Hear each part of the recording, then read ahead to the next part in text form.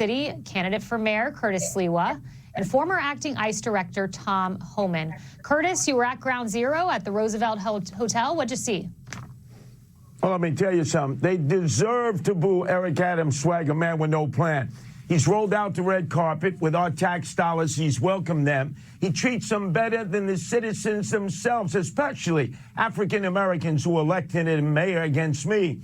The African Americans, many of them are homeless, they're destitute, they're veterans, they're emotionally disturbed. They get nothing. The illegal aliens get everything. So they have an expectation that they're going to be in a hotel room, get 3 squares, get an Obama flip phone, life insurance, medical insurance, and live the American dream at whose expense? Our expense. And meantime, our mayor calls himself the Biden of Brooklyn and will not name and shame this president who has allowed the borders to just be an open floodgate. Tom, and let's talk about compassion. I have compassion for young immigrants that cross the border, many of them human trafficked because of the lawlessness of Joe Biden. I have compassion for immigrants who are told, we'll give you sanctuary in a blue state, but they get no sanctuary. Or these illegal migrant children who are in emergency intake facilities because of overcrowding, who are on suicide watch lists. What about the left's policy is compassionate? Well, first of all, let me say I agree 100% with Curtis. Mayor Adams is an embarrassment to the position he holds.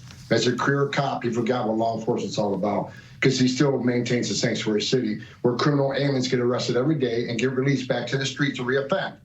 Now, Eric Adams was a career cop. He should know better than that. But look, the Biden policy, I've been saying this for 2 years. The Biden policy is stated much more humane than the Trump policies. Wrong. Under Biden, we got over 1,700 migrants that died on U.S. soil, an historic record. We got a record number of women and children sex trafficked in the United States, an historic record. We got a historic number of Americans dying from drug overdoses and fentanyl coming across the open border. We got cartels making billions of dollars. We got over 247 terrorists known as suspected terrorists on the last across the border. We got 1.8 million gotaways. How many of them are terrorists? How many of them are predators? The Biden policies aren't humane at all. Now President Trump, we had illegal immigration down 83%. 83% less people were coming. So how many women weren't being raped by the cartels? How many children didn't drown in the river? How many Americans didn't die of drug overdoses?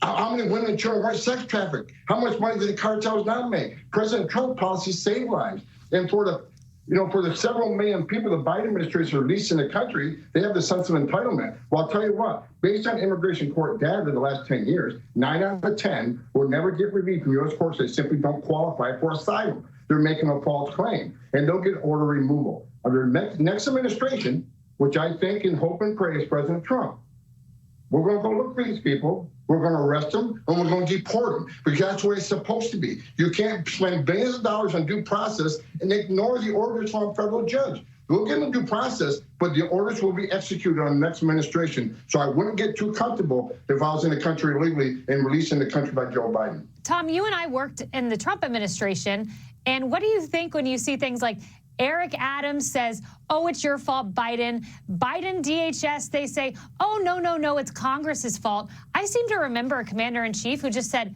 I'm acting, and he solved the problem. And you're a part of that.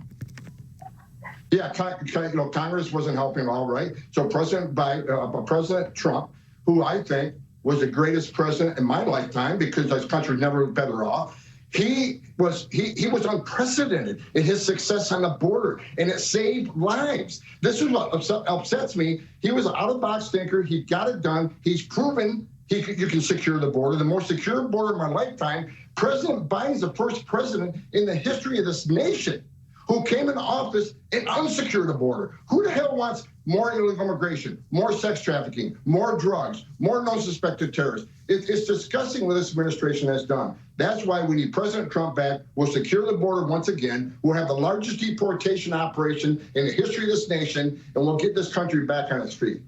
Well, what a change that would be. Curtis, Tom, thank you very much. Coming up, artificial intelligence is making its way into